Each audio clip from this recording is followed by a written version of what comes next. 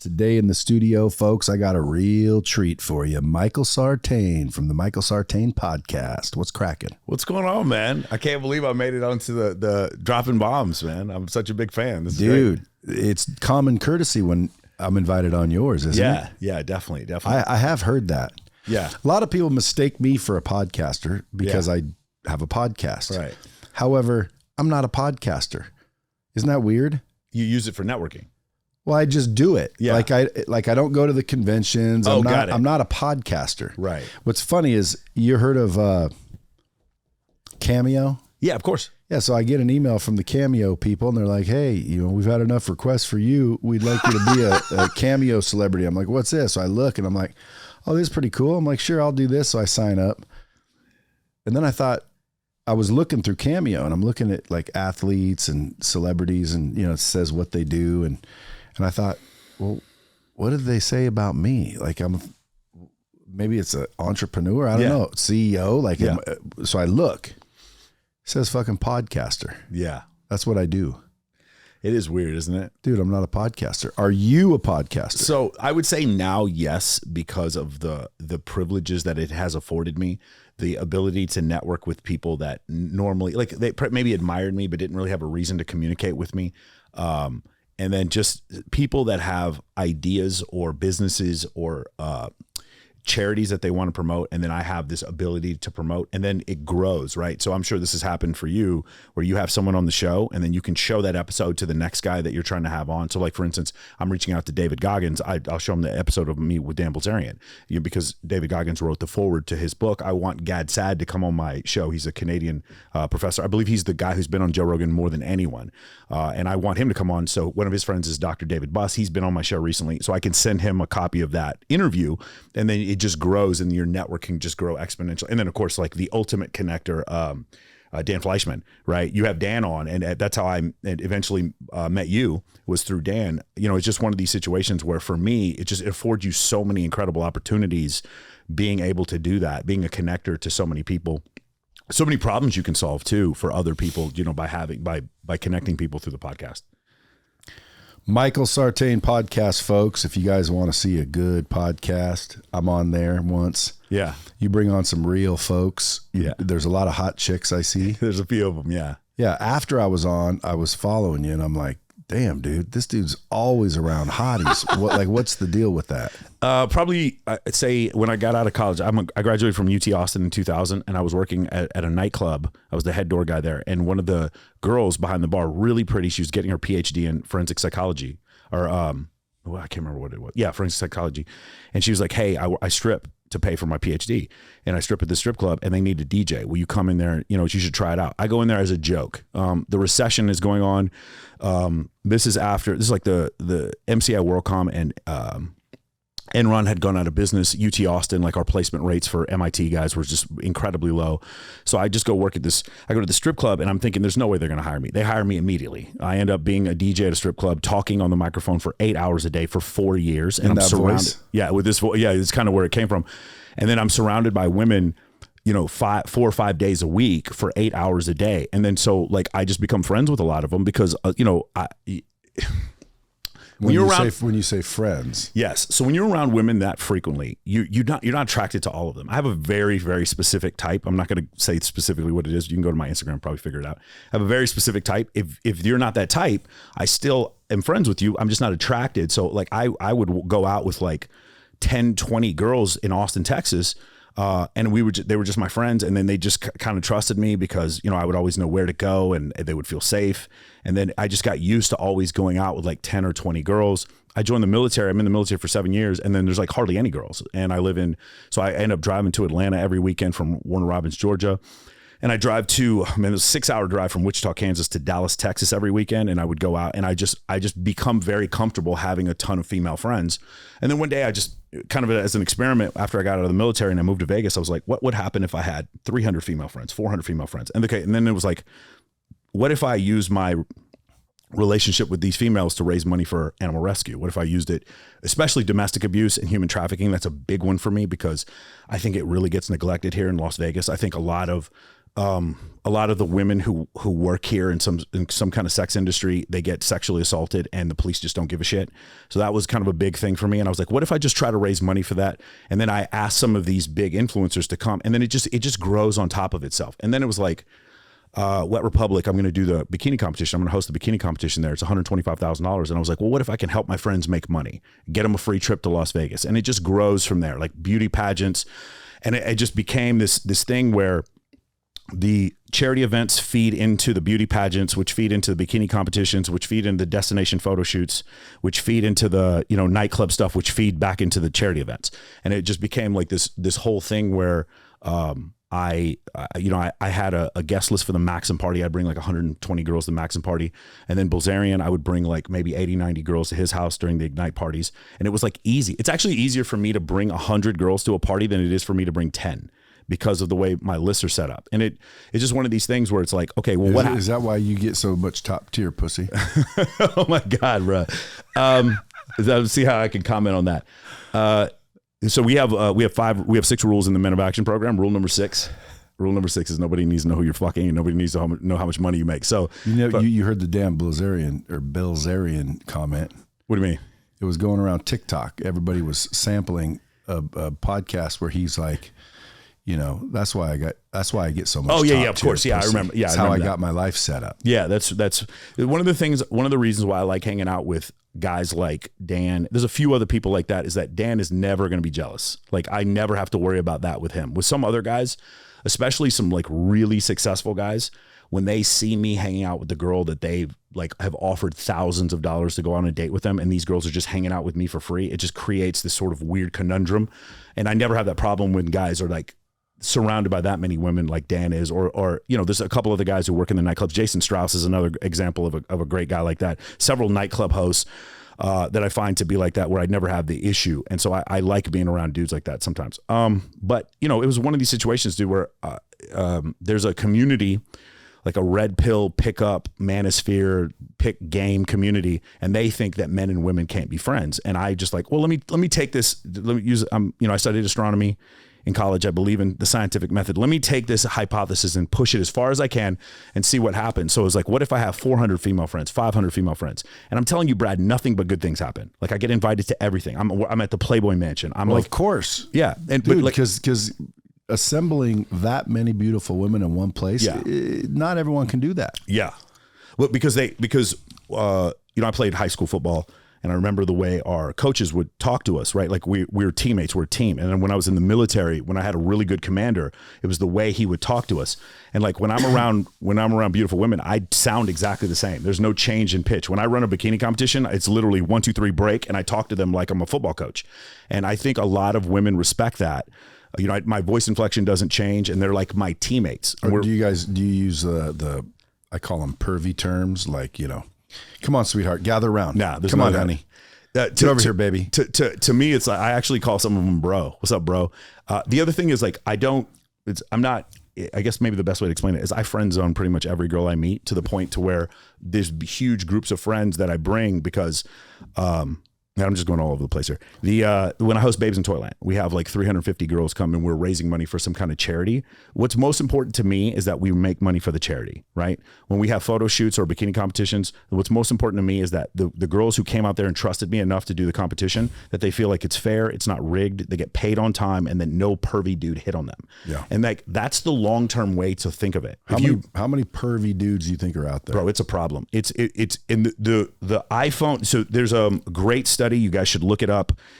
University of Chicago did it. It's in the Washington Post. 28% of men report having 0 sexual partners in the last year. And that number skyrocketed. They show the number of men who report 0 sexual partners in a year. That number skyrocketed after 2007. And most people believe that is because that's when the Facebook app got on the iPhone. And that's when you started seeing a massive switch over to using social media in order for people to connect with each other. I'm sure you've noticed it because you're my age or older. You notice how guys who are a lot younger than us don't know how to speak in general or speak to women specifically. And I think a lot of it happened because of social media. The other thing with social media that I think kind of changed things was if you had an advantage, like for instance, you have a Lamborghini, or if you're really good looking, or if you're really wealthy, or if you're really famous. Or all three. Yeah, or all three. There you go. Your advantage is now exacerbated because of the fact you're on social media. So the winners win more and the losers lose more. Does that make sense? Yeah. And so the number of men who have hundreds of sexual partners is just this group of guys up here at the top, and the number of men who have zero is at the bottom, and it constantly grows as things. None of them have hundreds of sexual partners at the same time. Not at the same time. Unless you're Dan. Dan told me, I think Dan's record is 9, I think, at the same time. That's what he says in the book. Well, when I moved here, it was, I believe, 91.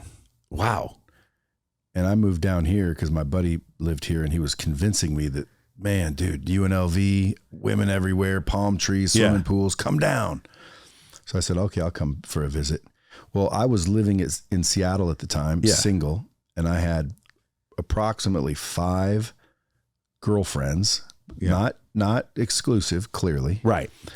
Which was ironic because we didn't ever say, okay, let's be exclusive, but we also didn't ask about anything else. And I'll bet you guys never formally broke up either with any of them. It just we weren't together. So it sort of ends. We were dating. Yeah. Which is weird to me because 5 at one time, you'd think they'd run into each other. You think you'd get in some trouble. Well, guess what? Like in Seattle, I met one, started dating her a little bit. Yeah. And then I'd meet another one, start dating her a little bit. A couple weeks go by, I missed this one. Yeah. Out of the blue, she calls, wants to hang out again. We hang out again. It seemed like every other night, one would call and one would leave just automatically. And they never ran into one another. Interesting. It's the craziest thing, but there were about 5 of them. Yeah. Now, in my mind, that was a good time in my life. Yeah, for sure. Single, no pressure, no nothing. Yeah. But now I've got 7 kids, married. Wow. And I would not trade that for back in the day. Right. You dream about it, but I don't think I'd actually trade it. It's a different dream. Yeah. Well, I mean, it's definitely a different dream. It's a different dream. But also once you get in a situation like I'm in now, you would feel guilty. Of course. Wanting that position. Well, you never lied to anyone. Well, you just feel guilty in that position. No, I'm saying when you were seeing 5 women, you never lied to any of them. Right. So that's I have a show I do on Mondays and I have mostly women on there, and we talk about it's not the cheating, it's the lying. The problem is the lying. Brad, you were like a high status man who was willing to date multiple women. I was a car salesman. Okay. Even as a car salesman. But I was a charming motherfucker. You were a charming motherfucker who would not lie to the women. And because, like, you understand, like, that's attractive to a lot of women that a man would date multiple women and then just not lie about it. They're just so used to being with men who lie. Again, a lot of these beta qualities, because these men did not serve in the military. They did not play football. They've never been underneath a bench. They've never been in a fist fight. Which men? The younger men that I come across today who are very passive aggressive, cannot hold eye contact, have a very difficult time talking to women in any way other than extremely misogynist manner, just no charisma whatsoever, but they might be rich or good looking or have a really, really popular social media. I just see this very, very consistently. It's very different when I grew up in the 80s and 90s. We wouldn't talk shit about each other on social media. We just go have a fist fight and then we were cool afterwards. That doesn't happen anymore. And so it's just a very different type of masculinity, if you will. And I think when a woman would meet someone like you who would be honest with them about it, the fact that you were honest is just so contrary to what they're used to, which is the guy who says, hey, we're in a relationship, and then I don't want you sleeping with any other guys, and then while you're at work, I'm going to go fuck other women. That's generally what we see a lot of. And like when you can just be honest about it, there's a lot of women that are like, wow, that's incredible. This guy can just be honest. You know what I'm saying? Yeah. Well, I probably would have lied back then. Really? Didn't have to. They never asked. It was the weirdest thing, bro. Yeah. It just blended. Yeah. Like it was just a smooth period in my life where like I was working at this Acura dealership. They gave me a free car to drive, which I picked the Acura Legend, which when it first came out, this is back in 90 freaking. Dude, that's a baller car right there. 91? Yeah. Oh, dude, back then, Lexus or Acura was better than Lexus. Yeah. But anyway, I had the sweet car. I looked successful. I made decent money selling cars, but I was just a car salesman.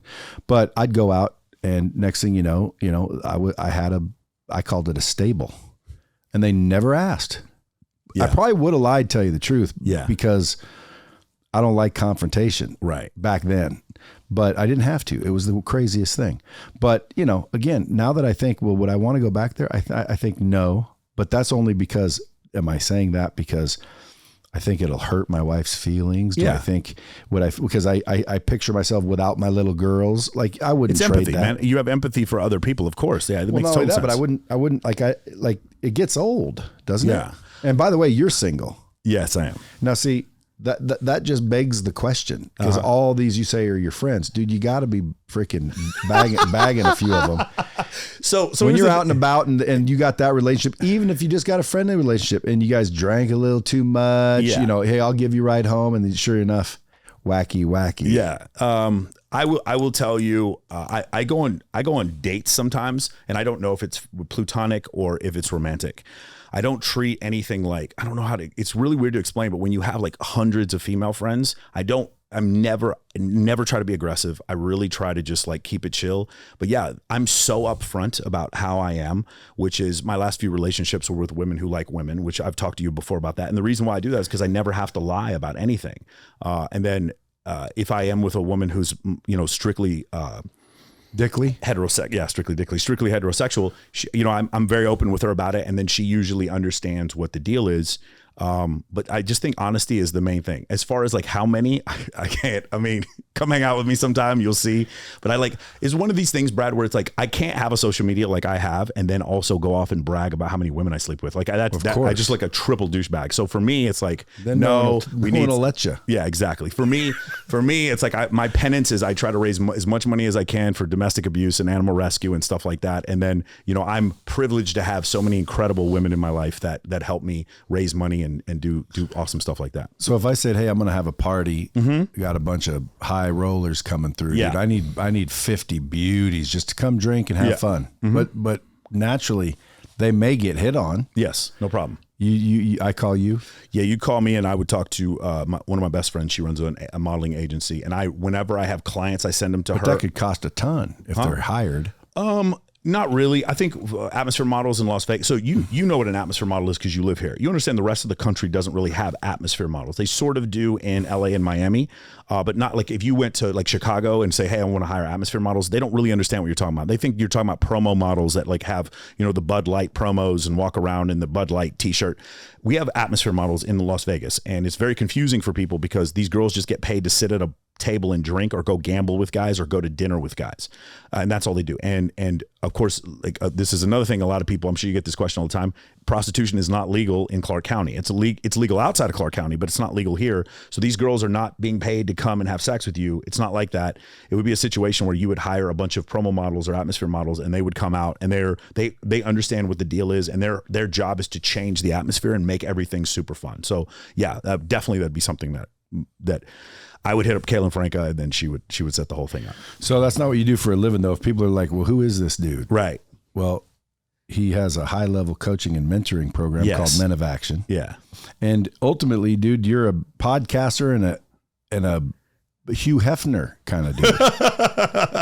So I'd say my three main jobs. How do you make money? Right. My three main jobs. One is I'm a portfolio manager for Continental Financial Capital. So about 8 years ago, I got really into statistical analysis, quantitative analysis, and I became a premium seller. The woman who came on my podcast, I just had her on recently, Karen Bruton. She taught me how to trade stock options. She's, you know, last year I made 47% return. She's made 54% return. And it's a little bit riskier type of portfolio management, but that's the main thing I do. I find people who are looking for that type of risk. I specialize in one type of trading, and I just do it really, really well. So that's one of my sources of income. What do you charge for that? 2 and 20. 2 and 20. What's that mean? It means 20% of the 20% of the profits and 2% of the assets under management. Although we are working, I know some people that will do 3 and 0, 30 and 0. 2 and 20 is what I'm doing now. We may change it to something else. It kind of depends on the size of the client and stuff like that. But if they lose, it's all their problem. Yeah, if they lose, yes. If they lose, it's all their problem. That's like correct. A freaking double win for you. You're getting their money to invest and make a bunch of money. And, and they take all the risk. Yeah.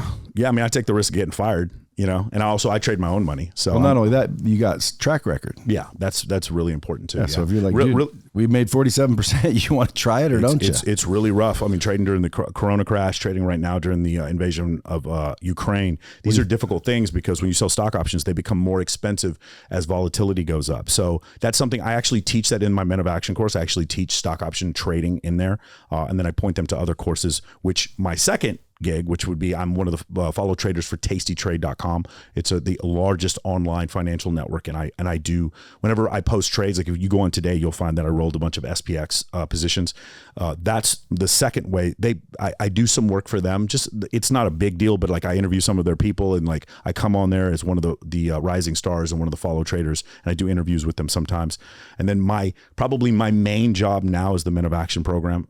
It is, I want to say it's 24 hours of coursework and then probably close to 400 hours of Q&A video that you have to go through. It's a really long class. I set it up very similar to some of my undergraduate courses at UT Austin. I treat it like a college course. So it's a high status networking, event planning. It's evolutionary psychology. We go over critical thinking, leadership, which was the big one. A lot of people don't realize I'm a former U.S. military officer. I'm a retired U.S. Air Force captain. And so a lot of leadership stuff. And then we go over mindset, winning mentality, and there's a few other pillars that I go through. And then then there's a book list. There's 26 books you have to read to go through the course. And then at the end, I have 6 requirements that you have to fulfill in order to fulfill the course. So I make a lot of guys cry, and it's a rough program, but I really enjoy it. So it's a real deal. Yeah, I try to make mine the most intensive, hardest program that I'd ever seen anybody do as far as self-help is concerned. And then other than Jocko Willink, I didn't feel like anybody was really hitting on the leadership aspect of like running a business. And so that's why I spent a lot of time on that, because I've had really good commanders, squadron commanders, and I've had really bad ones. And seeing the difference, if you're a U.S. military officer, it's basically you're getting a continual education in leadership. That's the main thing you're doing. And so for me, seeing the difference between someone who's passive aggressive and passes the buck on to someone else versus someone who's a leader and it's like, it's always my fault. Even when it's not my fault, it's my fault. It's my problem. No one else is going to fix this. No one's coming to save me. I have to fix this problem. And teaching that mentality of leadership, I try to make, stronger individuals out of it. And yes, obviously the fact that there's huge influencers on my social media is one of the reasons why the guys are drawn into the program. But like, that's the dessert, and the vegetables are, the leadership component, the entrepreneurship component, which for my entrepreneurship component has a lot more to do with opportunity cost and efficiency and stuff like that. So, yeah, man, I mean, those are my main 3 things, but people think I just host bikini competitions. Like they think that's what I do for a living, but no, I work at a hedge fund and I teach a master program. You get paid to do that though? The bikini competition? Yeah, actually they pay pretty well, because I do the recruiting. That's the 4th thing you do. Yeah, there's a 4th thing. It's 4th thing. HSN, folks, HSN, high status networking. Status networking. Yeah. I would say out of everything you just said, the high status networking has the biggest propensity to be sold standalone. Yeah. Because in my opinion, relationships are the new currency. Yeah.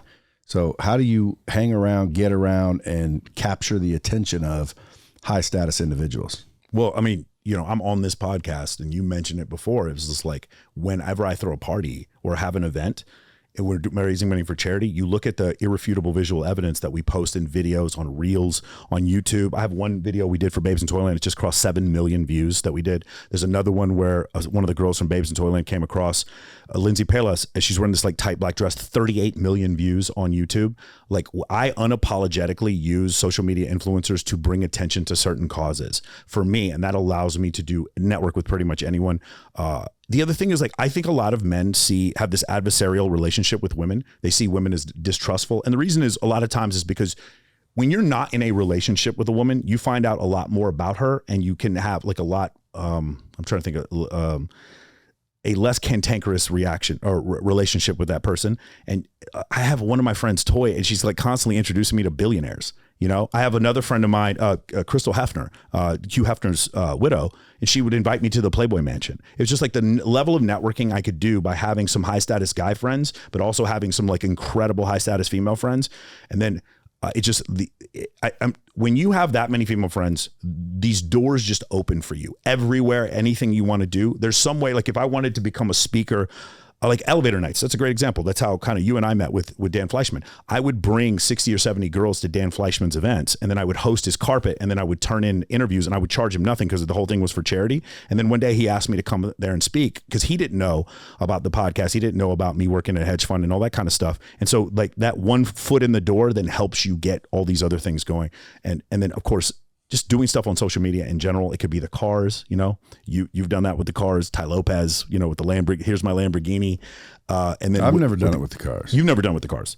I know a lot of guys. I'm about to. You're about to. Yeah. You got the Lambo coming right now, or the Ferrari coming right now. Yeah. But I'm not going to do that, but you will probably see me in it. Yeah. I mean, I think that shit works to a degree. If it didn't work, you wouldn't see it so often. Yeah. Well, for Ty Lopez, bro, it worked. It definitely worked. People don't understand. He paid, let's say, $1 million a month. Yeah. To get famous. Yeah. And number one, you got to have the balls to do that in the first place because he had no guarantee he would. Yeah. But he sure enough did. He did. And then I watch a lot of people, especially because I have Lightspeed, and there's a lot of influencers selling courses on Lightspeed. I've watched a couple of them pay for exposure, and the exposure builds trust, familiarity. Next thing you know, the deal flow is ridiculous. So you can buy, a $300,000, AP and catch the attention of someone that's wealthy because they know what that sumbitch costs. Right. Girls are the same as a car or a watch. Right. But they're more fun. Yeah, they are. They're definitely, I enjoy them more than cars. It's one of these situations where it's like, the other thing is you have to understand, Brad, there's a lot of guys who are very wealthy and they'll be like consistently, if you lead with money, and sometimes you just can't help it. You're just so like everyone knows Elon Musk is wealthy. Everyone knows Jeff Bezos is wealthy. Yep. If you lead with money, you kind of always have to lead with money. And a lot of these guys, they'll come to me and they'll be like, I'm kind of sick and tired of like, just imagine imagine you're like Justin Timberlake and you meet the girl of your dreams. She's amazing. She's compatible with you. She's terrific. As soon as she leaves the room, like 12 big breasted, strippers come in and they just kind of force her out of the way. And then they want to have sex with you. And it's just like these guys are like because these men are so famous or they're so wealthy, everything becomes very transactional. They don't know who to trust. They don't know who really likes them. And then they see me and like, I'm genuinely friends with girls that they are trying to hit up on social media. I'm genuinely friends with them. And maybe I'm sleeping with them. Maybe I'm not, but I don't talk about it. And then they want to know how is it that you're doing that? And I hang around them. Yeah, hang around them. Yeah, exactly. I mean, dude, be a cool dude and hang around hot chicks. You're gonna get some. You have no idea how hard what you just said is. There's so many guys. There's so many women who would appreciate just normal dudes in their life who aren't weird, and it's so rare. I know so many girls, like if you're just a normal dude and it's like, okay, I want to hit on this girl, but I'm not going to, we're just going to be friends. And then she introduces you to friends. And next thing you know, you're at Tao at a comp dinner with 16 girls. And you're like, okay, I'm just not going to hit on any of these girls. Then they start hitting on you. And you're like, oh, I understand what Michael was saying now. Now I understand what was going on. I didn't have to go. One of the things evolutionarily is when a man sees a woman who's incredibly beautiful, he feels the need, I have to hit on this woman. I have to hit on her. And it's just like, no, you don't. You don't. You can maintain your own status. You don't necessarily have to chase all the time. You have to introduce yourself. Yeah, you do have to introduce yourself. But I will say that social media makes that much easier. How would you recommend that someone just walks up and introduces themselves to a beautiful girl? Because again, guys, they're not everywhere. Yeah. I'm talking about, wow, that girl is beautiful. They're not everywhere. So especially when you collect 50 of them in a room, it's like you don't see that. Just like a Victoria's Secrets catalog party or something. It's like, holy shit, man, they're all gorgeous. Yeah. You don't see that everywhere. No. I can walk into a bar, dude, and many times I haven't seen any really beautiful girls at that bar. Yeah. It's like, dude, they're not everywhere. They're not everywhere. So if a guy saw one, I say you got to introduce yourself. Yeah. If you're single, of course. You got to introduce yourself. How would you do it?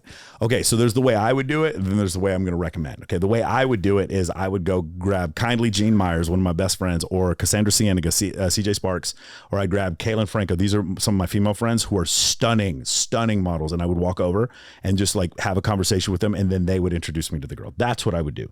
Nothing trumps that. I had a friend of mine, she's since passed away, but she was a recruiter for Playboy. And I'd go out with her sometimes, And she would just like put her arm around me and be like, hey, this is my friend Mike. And it was over, Brad. Like I did nothing after that.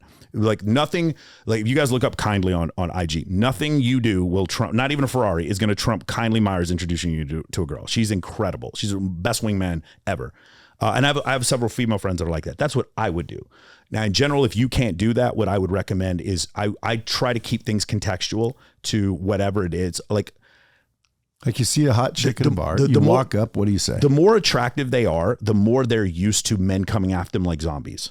The more they're used to the unsolicited dick pics. And so I try to go as far away from that as I can. I'm usually like not even facing them directly. There's a lot of fist bumps. I might even call them bro. And then the first thing I try to do is try to invite them or get them to some other group activity, like a charity event. Like, so for instance, it was announced today, Babes in Toyland's going to be in Miami on May 14th. So if she's incredibly beautiful, I'll be like, hey, I do some charity work for this organization. Would you like to come? It's on May 14th. And then I would show her irrefutable visual evidence on my social media. And then she'd be like, oh my God, of course, get my IG. What's your IG? We'd start following each other. And then from there, usually it's a back and forth sending of horrible memes. I love sending memes. Like that is, to me, you find like I couldn't date a woman who doesn't have like a great sense of humor. I love connecting with people on social media, back and forth like that. But like to me, one of the things is just being a podcaster, right? I ask questions and then people just run on and talk.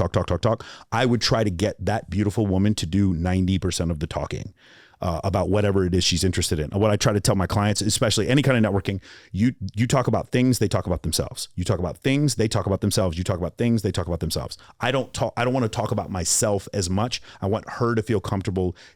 I tell my friends, my clients, the phrase, tell me more, keep going. Oh, that's awesome. Tell me more. I want, if you meet somebody and you do 90% of the talking, you have this belief in your mind. It's like, wow, this person's a great listener. This person's really interesting. So that's generally what I do. And that's from the book, How to Win Friends and Influence People. People like to hear their own name. People like to be asked questions, stuff like that. So that's generally what I would do.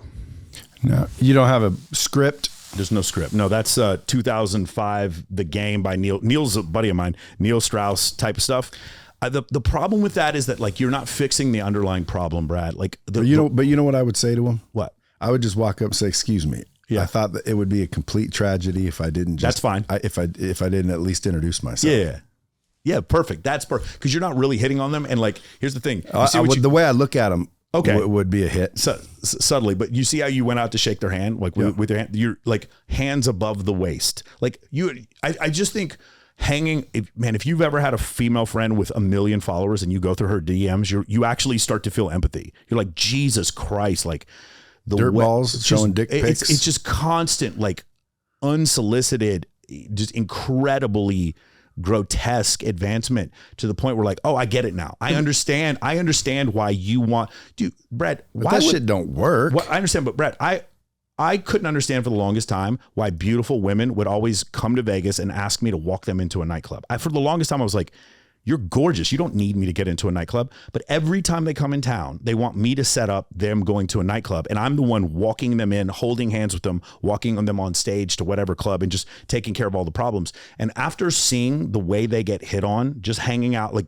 being exposed to what a lot of these really attractive women go through, I'm like, oh, I get it now. That's why you want a 6'1", 220 guy walking you through the club so that these dudes don't just think it's open season on you, right? And then you're wearing $4,000 shoes and a $2,000 dress and you don't want these dudes spilling drinks on you or whatever. And it makes sense. It makes way more sense to me. I have one of my friends, Caitlin Runk. She's one of the biggest, fitness models in the world. And she, like, seeing her life experience, like we walk around sometimes at the casino and she needs security because dudes just will not stop.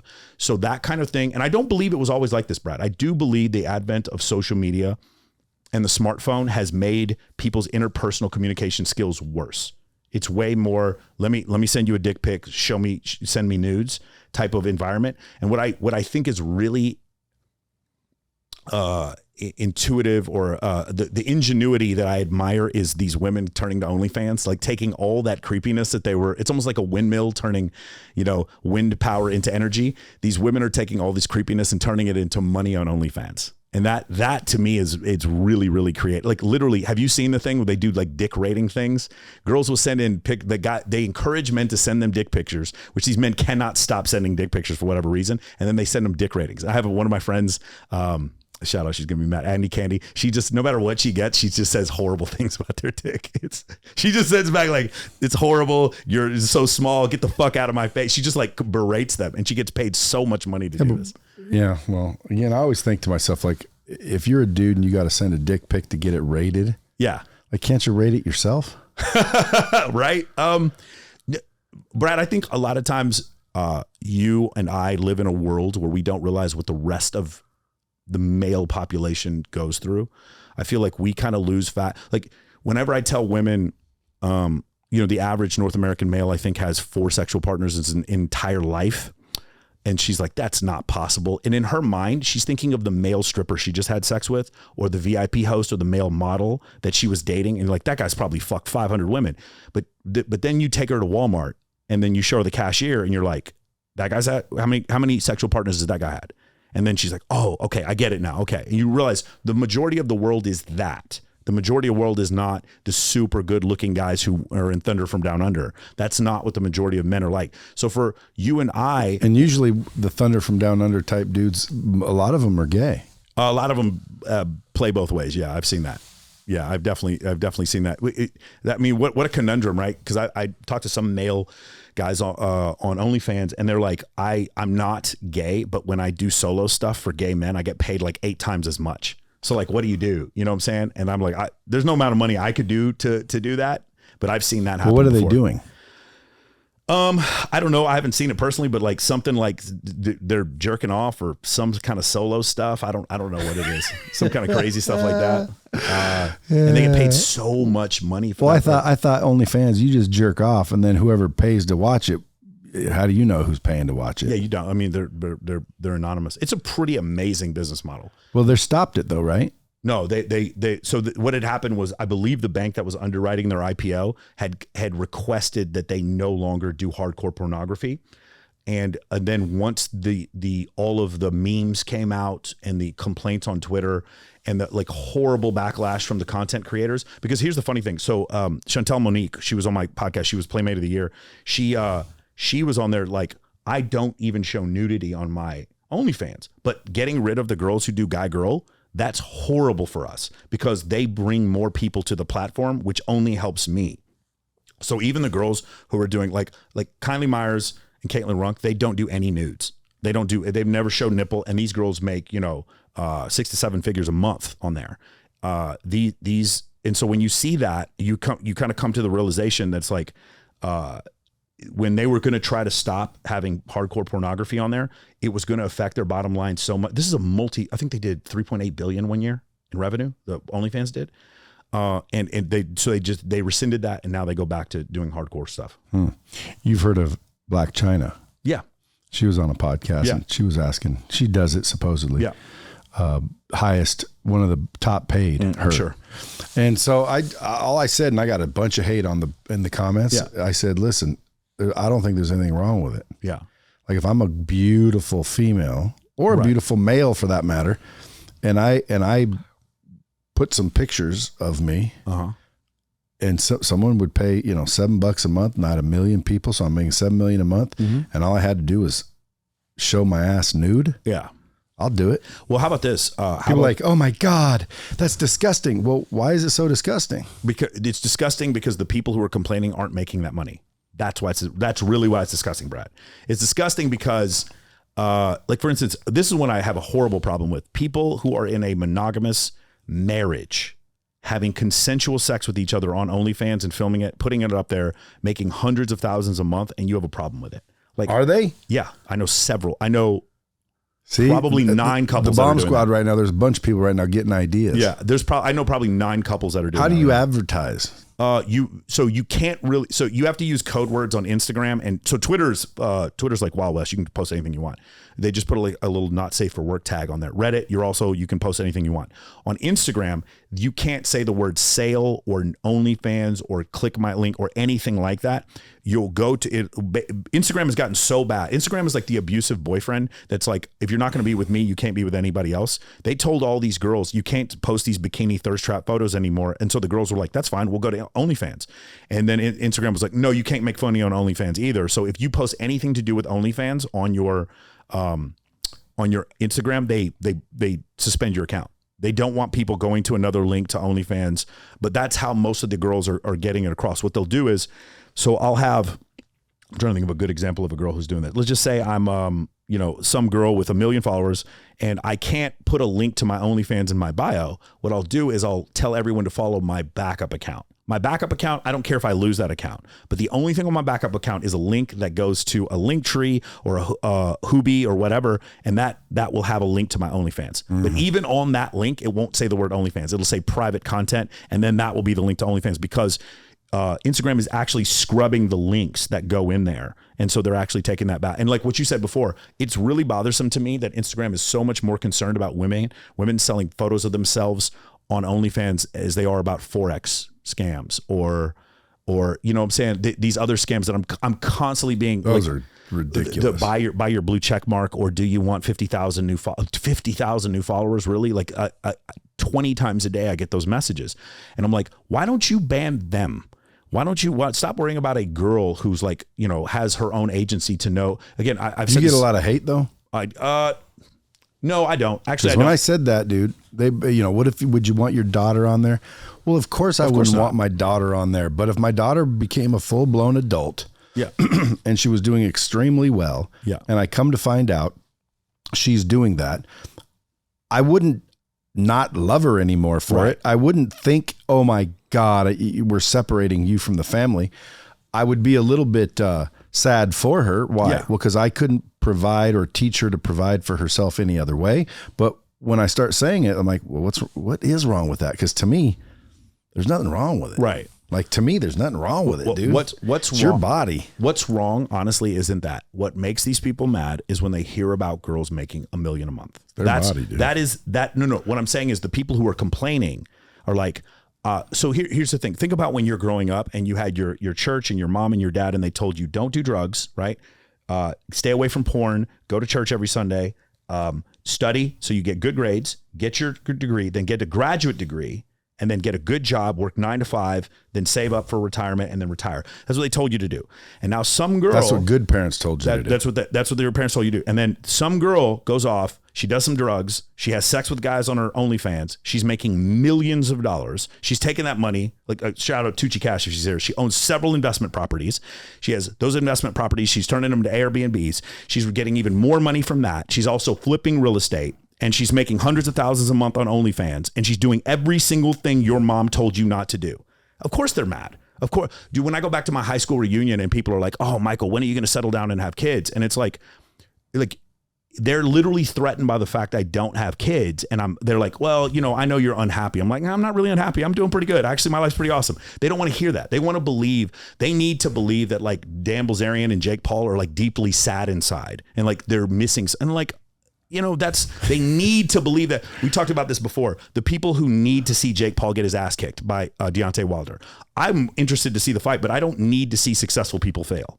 That doesn't make me happy. Deontay will win that fight? Deontay Wilder would, if I would just strictly speaking, it would not be much of a fight. It would be very, very quick. Because he's a quote unquote real boxer.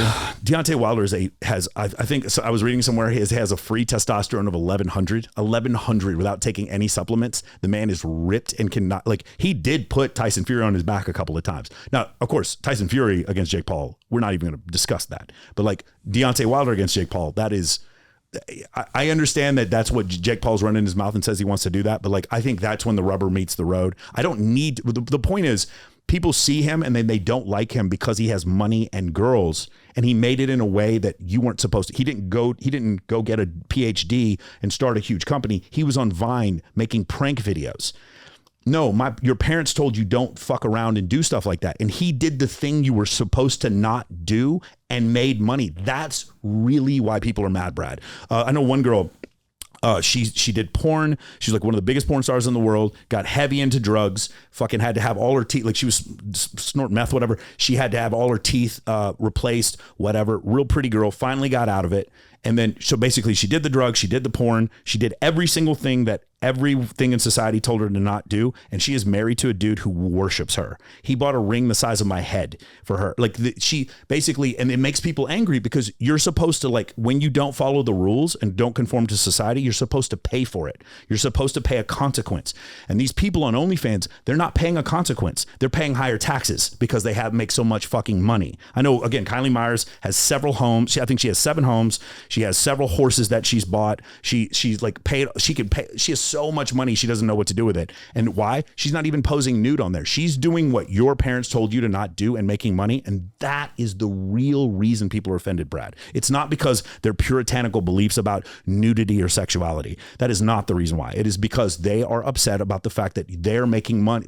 Again, have you ever met somebody who bought Bitcoin really cheap and they're like a burnout and then they have a bunch of money from buying Bitcoin and you're like, fuck, how did this guy get all this money? It's like, it bothers you that this person who doesn't know what they're talking about has all this money from trading Bitcoin.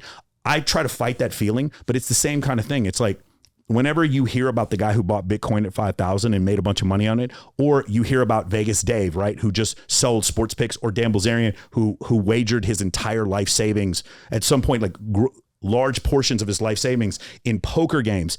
You want to hate on these people. And you know the reason why you want to hate on them, Brad? Because it could have been you. You could have bought Bitcoin at 5. You could have won all these poker games, got on these poker games. You could have become this great sports bettor. You could have done that. And because you didn't, it makes you feel worse about yourself. That's the reason you're actually offended. And that's what I always try to catch. That's rule number 5. We don't feel FOMO. We don't feel jealousy, and we don't hate on other people. In my program, it's like, you need to catch yourself when you see someone who's successful and you need them to fail. Man, when they fail, that's fine. Sometimes people fail, but I don't need someone to fail when they're successful. Told you that that's what's going on. I don't need that to happen. I genuinely hope the best for everyone. And if someone's successful in a way that I'm not good at, maybe there's something I can learn from them. You and I don't have a brain like Vegas Dave. Like, the amount of risk that this guy's comfortable with is unbelievable. I don't think his amygdala works properly. Like, the way he's able to do that. And I meet some other sports bettors that are like this, that take huge amounts of risk. Guys on Wall Street that take massive amounts of risk. And my brain doesn't work like that. I don't hate them though. And I don't need them to fail. I just want to learn from them. Does that make sense? Sure. Yeah.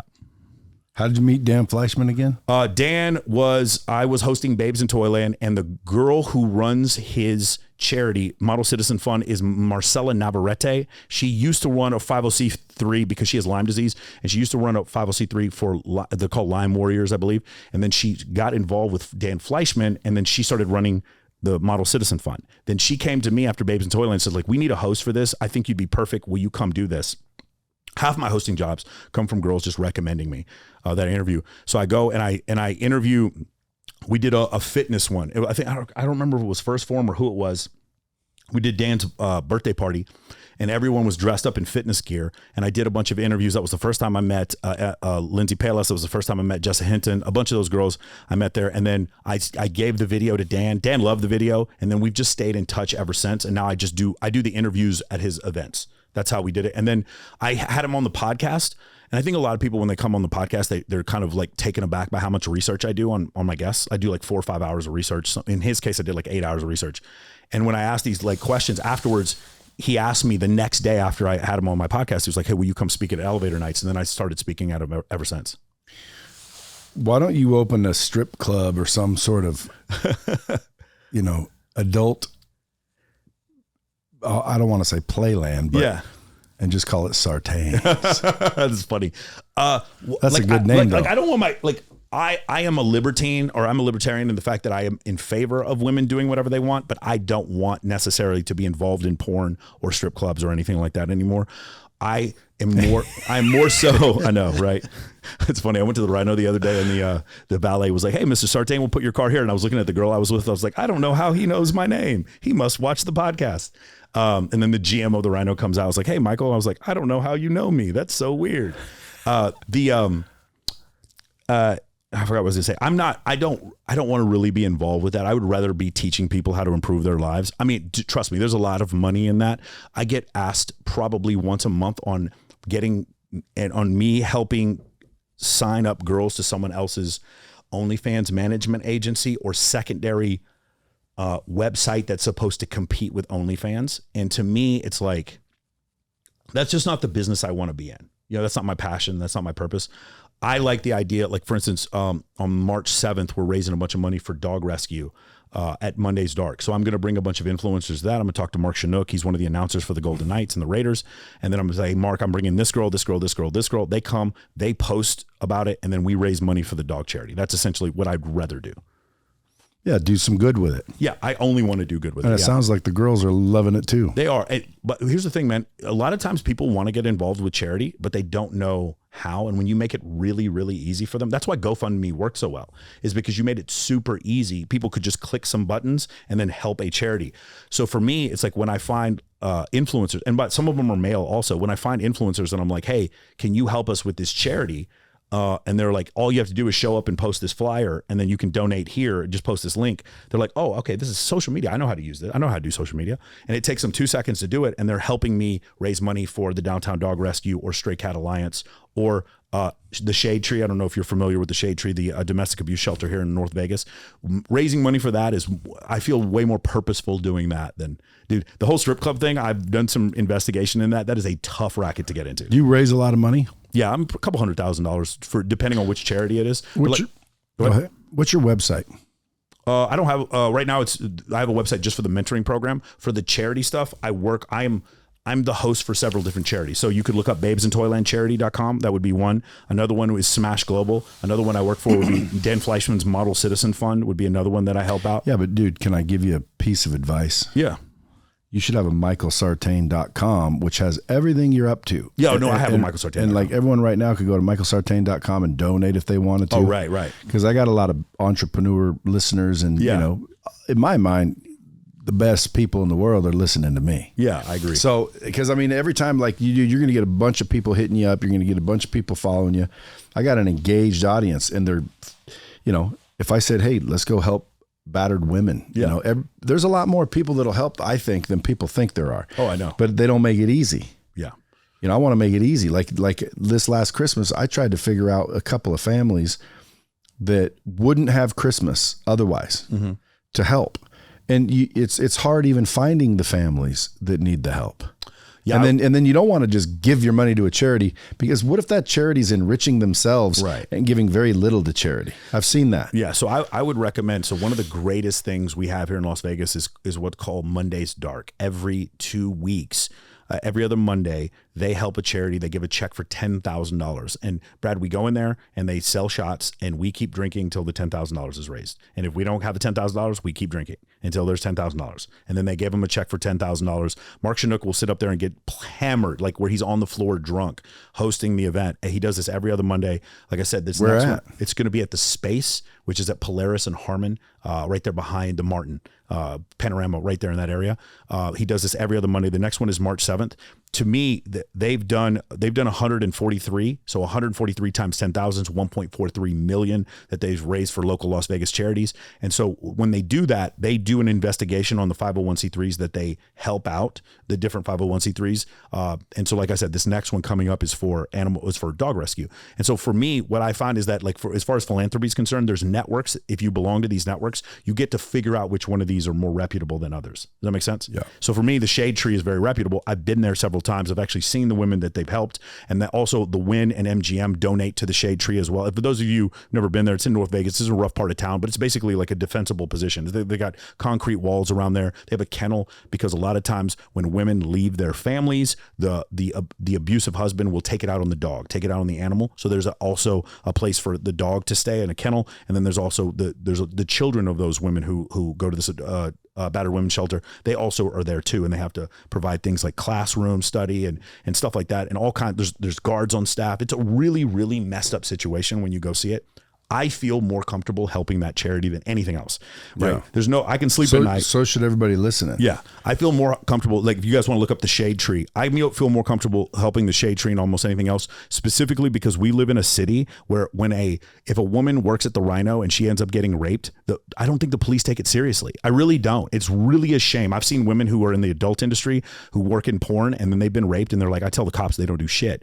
And I'm like, I know there's some people out there listening to this is like, yeah, you deserve that. No, you don't. Nobody deserves to get raped. Nobody deserves to get sexually assaulted ever. Right. And so that's why, to me, this assaulted period. Assaulted period. Yes. That's why that's one of the causes that speak to me. So as far as like the sexually oriented businesses, I would rather work at a hedge fund, you know what I'm saying, and then teach people how to become, how to become wealthy and self-sufficient, understand no one's going to come save you, than open my own like OnlyFans or stuff like that. But, I'm in favor of anybody else who wants to do that. There you have it, folks. He's not going to be opening up Sartains. Yeah.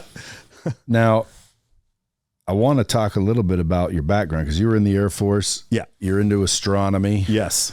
And you had a flat earther on your show. I did. I had 2 flat earthers. I have 3 more coming on later on this year.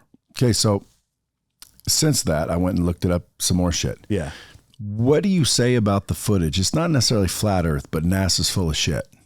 Where like you see what seems to be NASA footage and could be photoshopped, you never know. But you see something where they're starting to leak all this footage where like it's clearly that's underwater and that's on a set and there's no way that would make the flight or the landing the size of that leg, et cetera, et cetera, et cetera. What do you say about? I'd have to attack them specifically. We did land on the moon in 1969. It would be easier for us to land on the moon than to fake it because there were 400,000 people that worked on Gemini and Apollo. There were components made in every single state in the Union that we definitely landed on the moon. There are also reflectors on the moon that you can shine a laser at any astronomy department. You will get a beam back from that laser in 2.2 seconds because light travels at 300,000 kilometers per second. These are irrefutable facts. We did land on the moon. Now, here's the thing. As far as the fake photos, one of the problems is so many of these things are taken out of context. When they train in EVA suits and weightlessness, they're in a pool. So they'll take this video of the astronauts in a pool and be like, see, this video of these astronauts in a pool proves that the spacewalks are fake. No, you've taken this video out of context. That's how they train underwater. The other part is this. When you look at the sun outside of the Earth's atmosphere, so the Earth's atmosphere is about 60 miles thick, and it diffuses ultraviolet light. That's why the sky is blue. It diffuses ultraviolet light because the ultraviolet radiation hits O3, which is ozone. It splits it up, and then the O2 is part of the stuff that we breathe. That diffusion of light causes the sun to be this sort of like shiny, shimmery, yellowish thing. And the reason why it's yellowish is because blue, indigo, and violet have been diffused out in the sunlight. When you get up into space, the sun is now white, and it is a very it's almost like this light right here. It's a very strong spotlight. There's no diffusion. It's a circle. And so when people see that, it's like, oh, that's a spotlight. This is a movie studio. No, it's not. You've just never, like, as growing up in the gravity well that we've grown up in, we're just used to living under 14.6 pounds of pressure per square inch of gravity of atmosphere. And so we're not used to what that would feel like to be in almost complete vacuum on the surface of the moon. And so people see that and they misinterpret that for being a studio or a sound stage or something like that.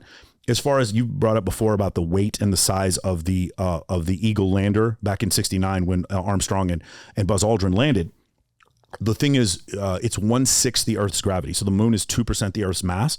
And so because if you ever read Principia Mathematica, which is Isaac Newton's book he written, I think 1689, he talks about the way gravity works is it is the mass of the object that you're being pulled towards, and then the distance, the radius, the distance to the center of that mass. So the moon, you're closer to the center of mass, even though the mass is only 2%. So instead of being 2% of the weight of your normal weight on the surface of the moon, you're 1/6 your weight. So like if you weighed 300 pounds on the moon, you would weigh 50 pounds. That makes sense? So if you're a man in an EVA suit and all together, all that stuff weighs 300 pounds, on the surface of the moon, you weigh 50 pounds. So you can hop and skip and fly through the air and all that kind of stuff. And then as far as the lander is concerned, with 1/6 the Earth's gravity, you would probably, and I'm just doing rough math here, the escape velocity for planet Earth is 11 miles per second. So 1/6 of that is what you would need in order to leave the surface of the moon. So you would need an object that didn't weigh that much. Like imagine like your car, right? You're getting a Ferrari, right? There's a certain amount of weight that those struts have to handle for years, and then going up hills, like you have to handle that body weight, right? If you made that car weigh 1/6 as much, you would need 1/6 as much structural integrity. Does that make sense?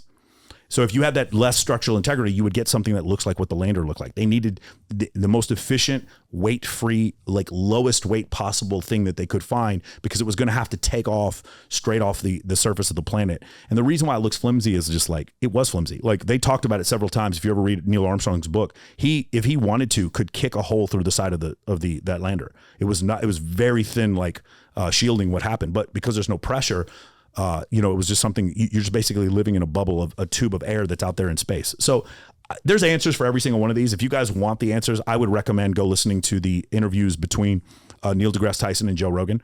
Neil deGrasse Tyson does a better explanation for all the moon landing things than I do. There's no wind on the surface of the moon, so obviously there's not going to be a blowing flag. So the flag up there is made out of tin, and it just kind of wobbles back and forth. It doesn't mean like. And I remember one of them. They were like, "Hey, when Neil Armstrong gets off the ladder and he jumps down, like who's taking the picture of him?" And it's like, well, there's a camera on one of the legs of the lander. That's where they take the picture. And some of these simple explanations, I think one of the problems is that science educators are so insulted by flat earthers, and they look down on them so much. They don't take the time to explain these simple things, and they forget. Brad, they forget that we have a very science and mathematically illiterate populace here in the United States compared to other countries in Central America or in Asia or in Europe. As far as science, technology, engineering, mathematics are concerned, our primary education system in this country is far, far beneath theirs, right? And if some of these other countries, they're just so much more scientifically illiterate than we are, which is why I personally, now I'm going to get into some real conspiracies. It's funny because, Russia just invaded Ukraine. I believe the Russians or the Chinese, we already know that they were doing things to tamper with our elections. I believe that they created a lot of these Facebook groups to say the earth is flat, birds aren't real, vaccines cause autism. What are birds? Huh? What are you haven't birds? heard this? It's one, I don't know if it's a troll or whatever, but there's one called Birds Aren't Real. Birds are basically just like CIA Have you ever heard robots. of a spaghetti monster god or something? No, like that? I haven't heard that one. What about aliens? There definitely are aliens. They just can't get here. Live? I believe that there are aliens, most intelligent. Likely. Okay, so let's. I mean, if you want to get really scientific here, we are carbon-based life forms because carbon is the only element on the periodic table that can have 4 covalent bonds at the same time. So you can do a lot of stuff with it. Now, for those of you who are listening, yes, you can do this with silicone also, but silicone is way too. You'd have creatures made out of rock, and that doesn't really seem to fit what we think of life. Maybe there'd be some single cell silicate organisms, but for most likely life as we would think of it, life would be based on carbon. That's our bias because all life on this planet is based on carbon. So that's why we think that. If that life does exist, now it's under the pressures that we're under. Maybe it has to replicate. It has a lifespan. It has DNA. The DNA eventually mitosis. There's errors. Eventually the organism will die. When you come to those situations and you think on the earth, what's the longest living organisms? I believe it's like the redwoods up in it's either like the coral reef or the redwoods up by where you grew up. That's like the longest living, singular living. You have trees that are hundreds of years old, maybe 1,000 years old. And in those cases, when we see that, we start thinking, okay, intelligent life being able to travel 4.1 light years away, which is how far Alpha Centauri is. That's 24 trillion miles. We can't even travel 1% the speed of light. So going the speed of light, it would take you 4.1 years to get there. We can't even travel one. So let's just say somehow Earth creates an Epstein drive. For those of you who watch The Expanse, Earth creates an Epstein drive and we're able to travel 1% the speed of light. It's still 400 years for us to get to the nearest star. Does that make sense? And then on that 400 years, we're going to die. Our children are going to die. Their children. So it's a generational ship that gets there. And then we get there and then we get to Alpha Centauri and guess what we find? Nothing. There's nothing there. There's no habitable planets. There's nothing. And then those people just die. Like now extrapolate that to all these other civilizations. And then you come to the realization, yes, there probably are alien civilizations. They just can't get to us. Do you understand what I'm saying? Yeah. Yeah. That's basically you're outside your house shouting and you're trying to yell at your buddy who lives in Siberia. He just can't hear you. You're just too fucking far away, no matter how loud you shout. believe they're there. It's pretty inescapable that they're there. There's too many planets with too many Goldilocks zones. There's too many. Like, what are Goldilocks zones? Goldilocks zones. So if the Earth was as far out as Mars, it would be too cold to have life like we have it currently.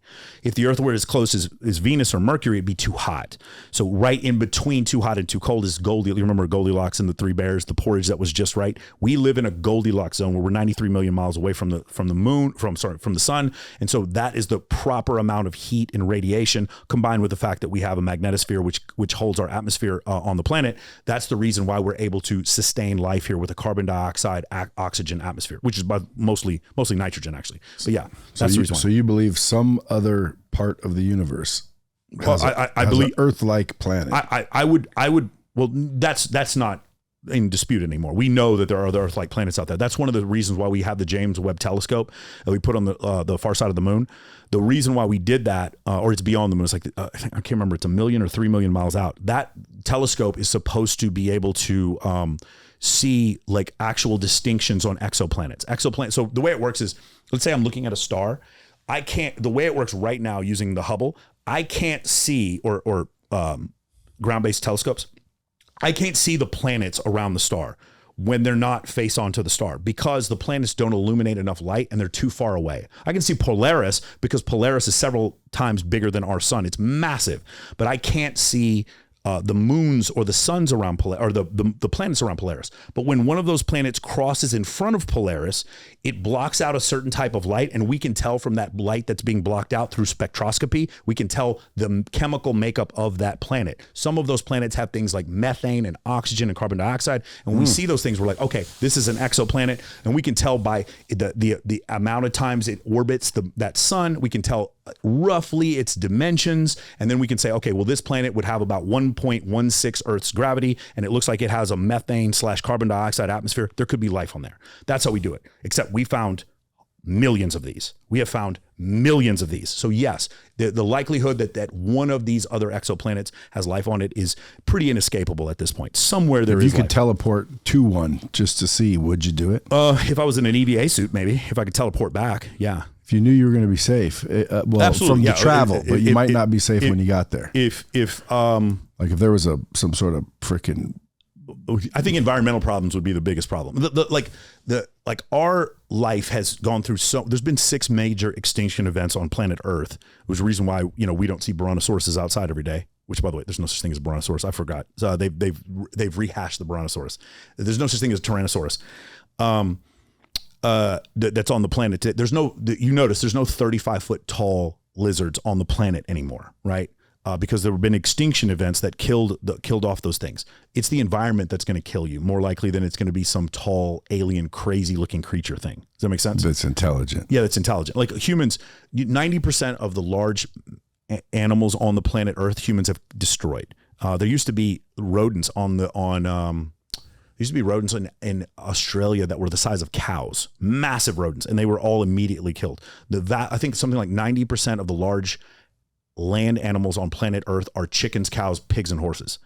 Like, we've gotten to the point where like that's almost all we have we've totally colonized this entire planet, which is why we're talking about going to Mars, right? By the way, the Martian thing, I'm not nearly as optimistic as other people are. I think the only thing the first people that go there have in common is that they're all going to die. Like, I don't see any way they're ever getting back. That one is going to be rough. I don't know how that's going to work. I would very much like. Do you think you'll be alive to see them go? I definitely think you and I will both be alive to see them go. I would like very much for a reasonable fee to be able to fly to the moon and stay there for a little bit. There's a really great book by Andy Weir, the guy who wrote The Martian, called Artemis, and it talks about like people starting an industry of there's certain elements on the surface of the moon that you can, I believe it's tritium, I believe that's it. Somebody can correct me on there. That's on the surface of the moon that we could ship back to the Earth, and they were mining this element and sending it back. So they had created an industry, and they had like bars, and people were drinking, and people with like who were paraplegic would go live on the moon because it was easier for them to get around, and like all this kind of stuff would happen. People would play sports on the moon, and like they colonized the moon. I would hope in our lifetime we would colonize the moon. The moon is someplace I would very much like to visit, but we're not going to the. I don't think anyone is going to make it to Mars. Buddy, listen, you got a extensive background, degrees, Air Force, astronomy. You're not a dum-dum, that's for damn sure. You got financial expertise to keep you rolling in the dough.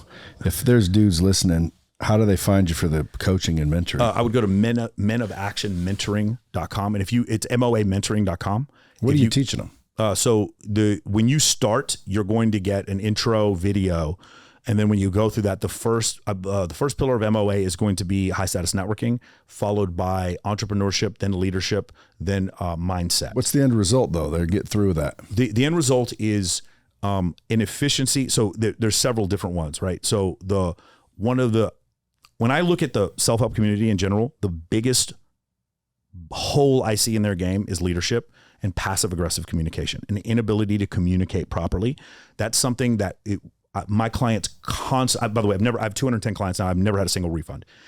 My clients constantly harp on the fact that now they're able to concisely communicate. You remember what we talked about before? You're dating 5 girls at the same time. For me, I'm very specific with each one of them. I'm dating other people. These are the rules. And then I find that some women are in for that. Some women are not in for that. I'm very specific about the way about leadership. I also, when it comes to entrepreneurship, here's the big one. What problem are you solving? I'm constantly get guys coming to me with their idea for an app or their idea for a new crypto exchange or whatever. And I'm like, is anyone else in this space solving this problem? And they're like, oh, nobody's doing it like me. I was like, show me your 5 competitors. And then they go look up their 5 competitors. They're like, holy fuck, I didn't realize that. Like, there are other people already doing this. I'm like, yeah, go look on the App Store. What problem are you solving? One of my favorite quotes ever, Elon Musk said, you are paid in linear proportion to the size of the problem that you're solving, or the difficulty of the problem that you're solving. So for me, I work at a stock option brokerage. What are stock options? Anybody who understands how stock options work, when you sell puts, you're selling home insurance, you're selling car insurance. Basically, I'm selling insurance on other people's stock position. So they're hedging off their risk to me. That's the problem I'm solving. Does that make sense? Yep. And then for my investors, a lot of times other hedge funds will be like, well, we need a quantitative section of our fund. We're going to hire Continental Financial Capital to do the quant section of our fund. So that's the problem I'm solving. With Men of Action, it was like, okay, there's a bunch of guys in the dating community that can't be friends with women. And there's a bunch of guys in the self-help community who don't know how to speak like human beings, don't know how to communicate. Let me fix those 2 holes. Those are the 2 problems I solve. So I attack those problems. So when you leave my program, let's say I'll just go over the 6 things. Like we have like 6 merit badges you have to get at the end. I need to see, I have a 26 book list that you have to go through. I need to see your workout schedule. I'm very, very big on weight training. Like, I'm very specific about this. You played high school football? Mm-hmm. Okay. You got underneath a free bench. You think that guys that are younger than us have done that? Do you know how many guys have never even done that? They've never bench pressed anything. Like, I don't know. Like, Brad, there's so many things that you and I take for granted as being in our 40s and 50s that we just forget these guys have never done these things. You understand? Like, I know guys, like my high school, I saw a fight every day. I know guys who've never seen a fist fight in their entire life. What's your average mentee? What do you mean? Age? Probably. So I have a couple that are 21 and I have a couple that are in their 50s. I have one guy's 59. And then I have a couple of females that are in the program as well, but it's all kinds of different ages, but it also depends on what you want to fix, right? So if you're in there just for the entrepreneurship stuff, a lot of guys just hit me up for financial advice. They just want to learn how to trade.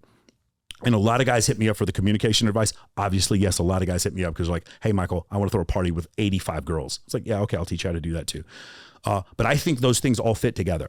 I think do you understand? So if I host a bikini competition and it's for $100,000 and I have the most incredible women that come out there and compete, fitness models, huge Maxim Playboy models come out there. And I'm like, Brad, you know what I need? I need you to come out and be a judge. And you didn't even know me. Let's say you didn't even know me, Brad. You're probably going to say yes. There's a chance there's a chance Ed Milet might say it. There's a chance that these guys might say yes.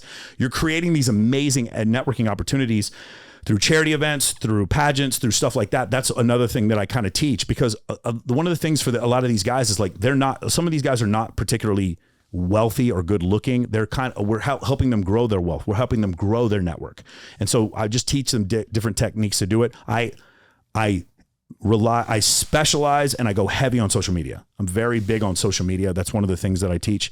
But yeah, the 6 things that you have to do before you graduate the program. 1, you have to show me your 6 female friends. 2, you have to show me your book list. 3, you have to show me your workout schedule. 4, you have to talk your way into something. So this is kind of weird, like get onto a podcast or get onto a convention or get a speaking arrangement or get into some place you're not supposed to get to using the charisma that you've learned from this.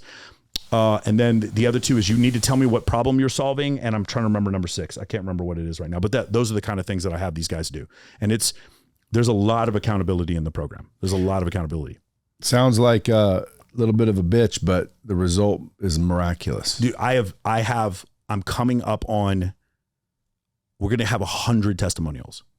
Like I literally, because my second program, so I have MOA and MOA Advanced. My second program was every single piece of feedback that I got from the guys in the first program.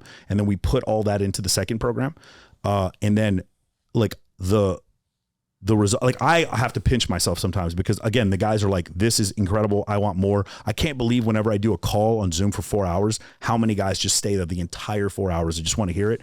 So I feel like, it's one of these things where it's a labor of love, and I'm so passionate about teaching. I can't believe how many guys have come and joined me. I used to work with a different company. I left. They weren't really going fast enough for me. I started working for myself, and I have 2 partners now, and we quadrupled our number of clients within like a couple of weeks, just because, here's the example. Here's what I tell my sales team all the time.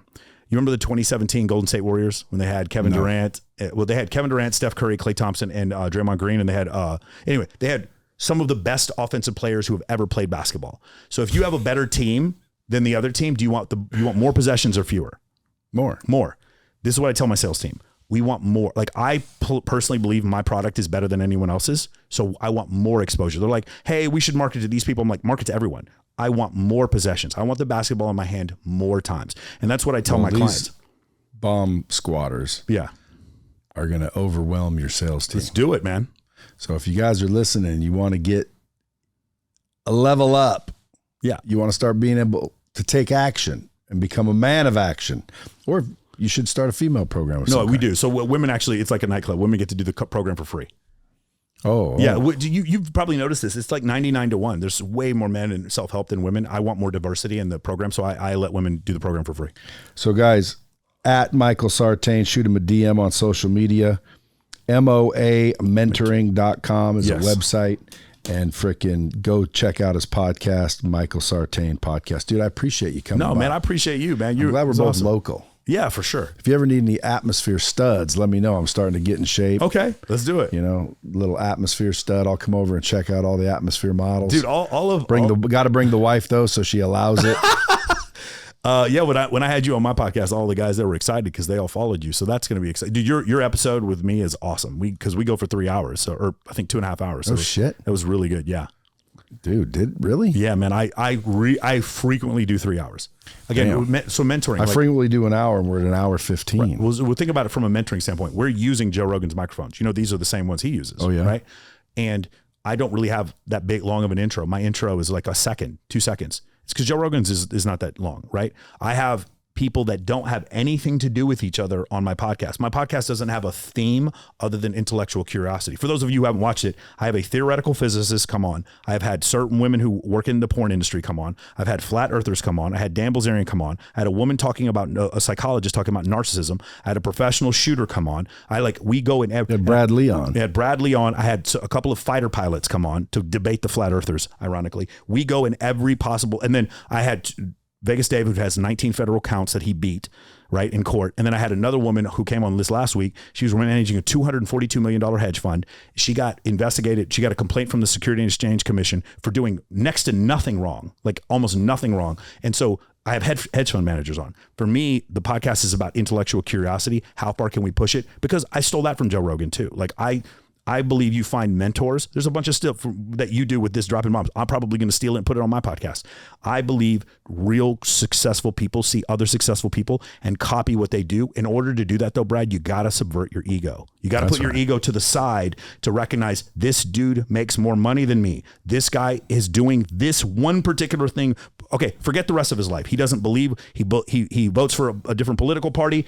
I don't like his girlfriend. I don't like the way he posts on social media, but this one thing, he is kicking the shit out of me. Let me steal this thing he's doing. The 10,000 hour rule that Malcolm Gladwell talks about. Emulate success, folks. Hell yeah. It's a high level life hack that most I know successful people, subscribe to. Yeah. I say it all the time. I'm going to have you back for a second episode since you're local. Folks, mention in the chat what topics you want me to ask this dude. Until next time, share this thing out. By the way, there might be someone that you share it with that needs it. Until next time, keep it real. Dropping bombs with the real Brad Lee. Subscribe now.